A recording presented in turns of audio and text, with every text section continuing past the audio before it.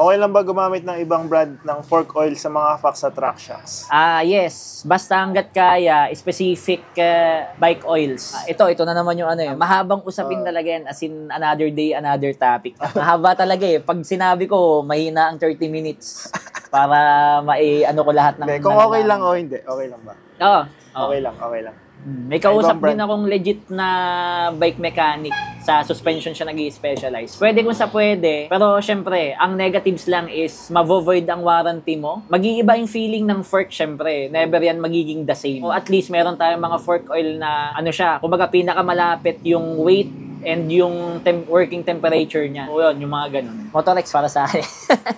Motorex talaga. Motorex, sponsoran niyo naman. Motorex, baka naman. Sino ba nagke-carry niyan?